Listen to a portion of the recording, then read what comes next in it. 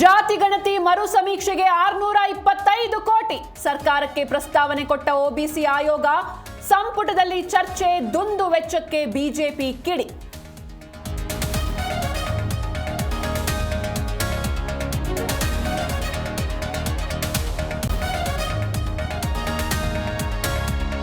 ಮಧ್ಯಾಹ್ನ ಸಿದ್ದರಾಮಯ್ಯ ದೆಹಲಿ ಪ್ರಯಾಣ, ರಾಹುಲ್ ಏರ್ಪಡಿಸಿರುವ ಔತಣಕೂಟದಲ್ಲಿ ಭಾಗಿ.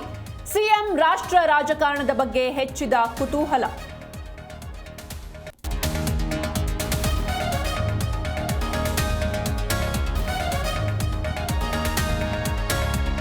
ಮುಷ್ಕರದಲ್ಲಿ ಭಾಗಿಯಾದ ನೌಕರರಿಗೆ ಸ್ಯಾಲರಿ ಶಾಕ್. 30,000 ಸಿಬ್ಬಂದಿಯ ಒಂದು ದಿನದ ಸಂಬಳ ಕಟ್. ಕೆಎಸ್ಆರ್ಟಿಸಿಗೆ 12 ಕೋಟಿ ಆದಾಯ ನಷ್ಟ.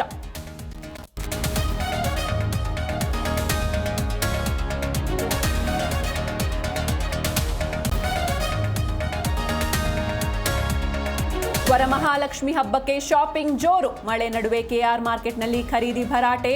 ಹಣ್ಣು ಹೂವು ವ್ಯಾಪಾರಕ್ಕೆ ಮುಗಿಬಿದ್ದ ಜನ.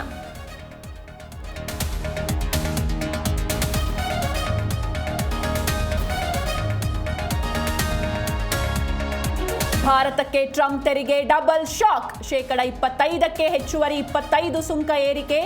ಕುತೂಹಲ ಮೂಡಿಸಿದ ಮೋದಿ ಚೀನಾ ಭೇಟಿ.